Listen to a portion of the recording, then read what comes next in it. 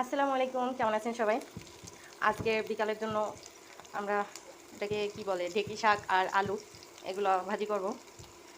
ঢেঁকি শাক আমাদের খুবই পছন্দ, আমার এবং আমার হাজব্যান্ডের দুইজনের খুবই পছন্দ। এই যে সে বিকালবেলা ঘুমায় নাই, সেই শাকগুলো নিয়ে আসছে বাগান থেকে। তারপরে এই যে এখন কুটে টুটে রান্না করতেছি। দুপুরের জন্য চাল কুমড়া রান্না করছিলাম, ওটা এখনও আছে, কিন্তু ওনার ভালো লাগছে এই শাকগুলো দেখে, এর জন্য নিয়ে আসছে, তাই এখন রান্না করব। আমি একটু ঢেঁকি শাকে পেঁয়াজ বেশি দিই, কারণ এই শাকটায় পেঁয়াজ বেশি দিলে ভালো লাগে, তাই একটু বেশি পেঁয়াজ দিচ্ছি।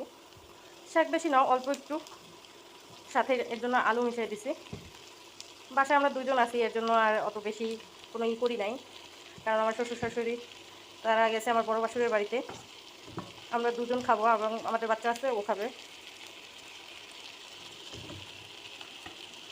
সব শাকের থেকে এই ঢেঁকি শাকটা আমার কাছে অনেক ভালো লাগে। আর এই ঢেঁকি শাক সবসময় পাওয়া যায় না, বৃষ্টির সিজনে বেশি পাওয়া যায়।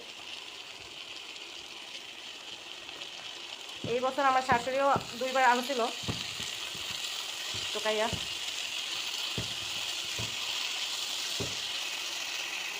এই শাকটা অল্পের ভিতরেই সেদ্ধ হয়ে যায়, আমি এটাকে হালকা একটু নেড়ে দিয়ে তারপরে ঢাকনা দিয়ে ঢেকে দেবো।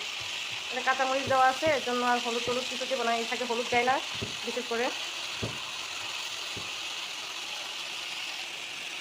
আমি লবণ দিতে ভুলে গেছিলাম কথা বলতে বলতে, তাই এখন লবণ দিয়ে দিতেছি। লবণ দিয়ে হালকা একটু মিক্স করে দেবো, যেন লবণটা সব জায়গায় লাগে, তারপর আমি ঢাকনা দিয়ে দেবো।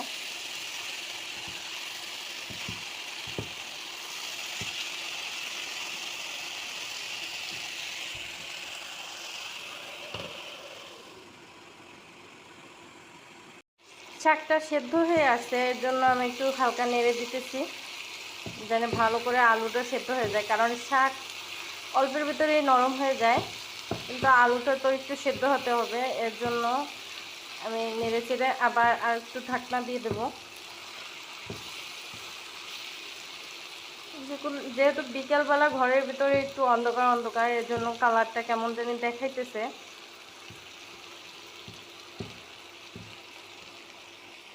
এই যে আবারও একটু ঢাকনা দিয়ে দেবো। এই যে আমার শাক হয়ে গেছে, এখন যাই শুধু খাবারের অপেক্ষা। আপনারা কে কে এই শাক পছন্দ করেন জানাবেন। এই যে কেমন হয়েছে।